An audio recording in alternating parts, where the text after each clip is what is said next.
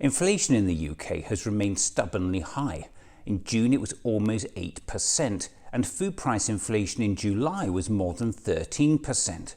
2 million adults in the UK, many of them in work, now can't even afford to eat every day.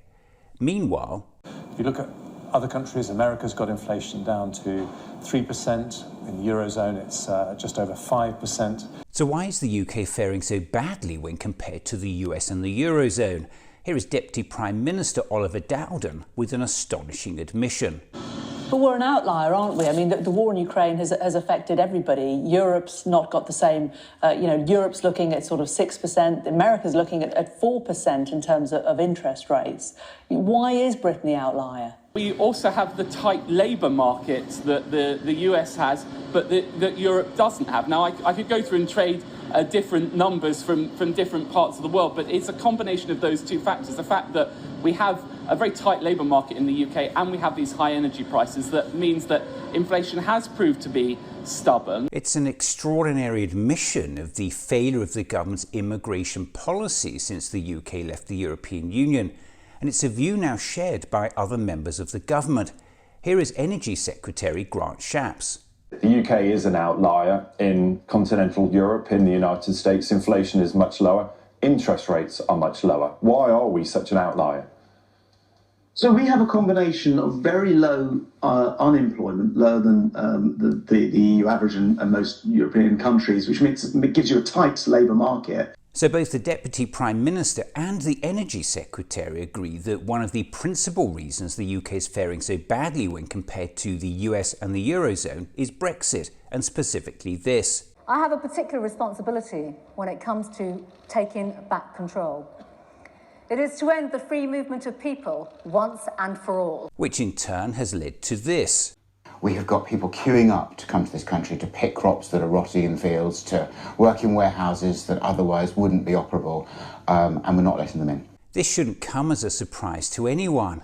By now, even Larry the Cat must know that Brexit has exacerbated the UK's labour shortages, with industries most reliant on freedom of movement the hardest hit. So unlike other countries, one of the reasons the UK is faring so badly, post-Brexit labour shortages, has been entirely inflicted by our own government. So what exactly is the Prime Minister doing about it? We know that chronic labour shortages and weak post-Brexit trade are holding economic growth back. You've heard this morning businesses are saying we need looser immigration rules and closer ties with our biggest market, the EU. Are you listening to them? I think the most pressing priority right now is tackling illegal migration. Steadfastly refusing to listen to UK business leaders, the Prime Minister has instead come up with this. The things that were raised, I think it's worth talking about. One is access to staff, and that is a particular concern, not just in rural areas but more generally, making sure businesses can get the staff that they need. Now, one of the things we're doing to help with that is reforming the welfare system. It's not the first time the Prime Minister has shamelessly tried to put the blame for high inflation labour shortages onto welfare claimants. What's the number one challenge other than energy costs? It's getting access to workers and getting people to actually work. And I strongly believe that part of the answer to this problem is being much tougher on our welfare system. I'll tell you this, right now, there are more people claiming unemployment benefit than there are job vacancies in the economy. I mean, just think about that for a second. And that's happening under a Conservative government. That's clearly not right. Something's gone wrong. And if there are hours to do, if there's a job going, people should have to take the job, as opposed to just being able to stay on benefits. And that's the change that I want to bring. And if all that's not bad enough, the Prime Minister's opinion appears to be shared by the Home Secretary. There are too many people in this country who are of working age, who are of good health, and who are choosing to rely on benefits, on taxpayers' money, on your money, my money, to get by. And I don't think there's enough rigour. Universal credit's been a brilliant thing in stamping out the culture of dependency, but there's further we can go, there's more we can do. It's absolutely shameful. And remember, these high inflation labour shortages have actually been self-inflicted on the country by its own government.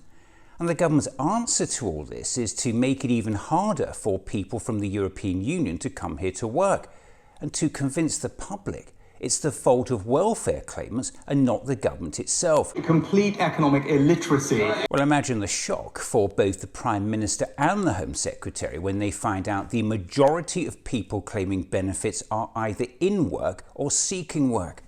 Many are going without food every day just so they can feed their kids.